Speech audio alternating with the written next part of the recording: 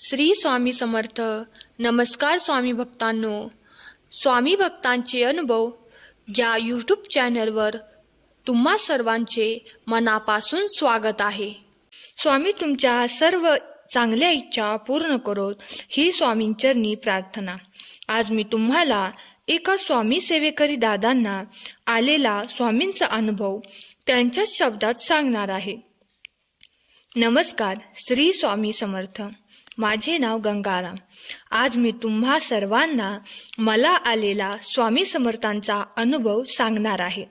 मित्रांनो, परमपूज्य गुरुमाऊलींच्या परवानगीने सेवा केंद्रासाठी जागा मिळाली.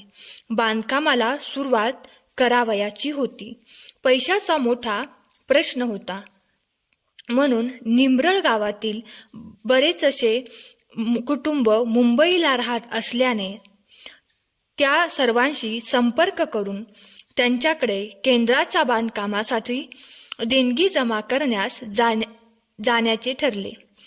शेतीच्या कामाचा हंगामही होता. घराजवळील शेतात भुईमुगाच्या शेंगा नुकत्याच काढून ठेवल्या होत्या. शेतातच घर असल्याने घरी पत्नी आणि मुलगी यांच्या व्यतिरिक्त कोणीही नव्हते. त्यामुळे शेंगांची राखण कशी होणार?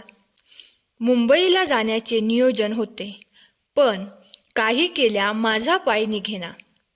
कारण शेंगा चोरी होऊ शकतात ही भीती वाटत होती. सायंकाळी मुंबईला जाणारी गाडी दारापुढे आली, तरी काय करावे समजेना. सर्व सेवेकऱ्यांना अडचण सांगितली. त्यातल्या एका सेवेकऱ्याने सांगितले, आपण महाराजांच्या कामासाठी जात आहोत, चिंता करू नये. महाराज काय करावयाचे ते करतील, असे शब्द ऐकले आणि शेंगा झाकून ठेवल्या आणि मुंबईला निघून गेलो. निंब्रळच्या बाहेर गाडी जात असेल नसेल तोच एक पांढरा शुभ्र कुत्रा त्या शेंगांच्या ढिगावर बसून राहिला. हा कुत्रा गाव व परिसरात कधीही पाहिलेला दिसला नाही.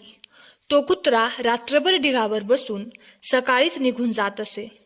परत रात्री ढिगावर येऊन बसत असे. घरच्यांनी त्याला भाकरी खाण्यास दिली तर तो ती खाईना.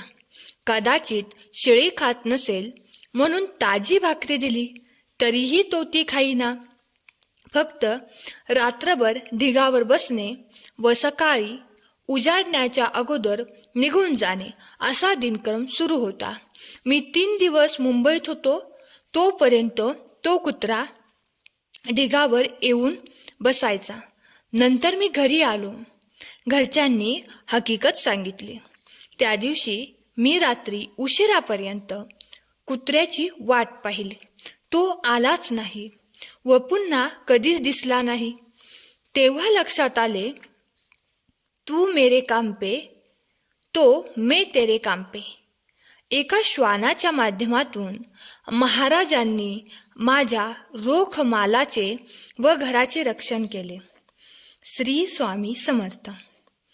तर स्वामी भक्तांनो, तुम्हाला आजचा गंगाराम दादांचा अनुभव कसा वाटला हे आम्हाला कमेंट करून नक्की सांगा. स्वामी भक्तांनो, गंगाराम दादांना आलेला स्वामी समर्थांचा अनुभव तुम्हाला आवडला असल्यास कमेंट बॉक्समध्ये श्री स्वामी समर्थ लिहायला विसरू नका. स्वामी भक्तांनो, तुम्ही जर चॅनलवर नवीन असाल तर चॅनलला सबस्क्राईब करायला विसरू नका. तसेच व्हिडिओला लाईक, शेअर, कमेंट जरूर करा. श्री स्वामी समर्थ. जय जय स्वामी समर्थ. धन्यवाद.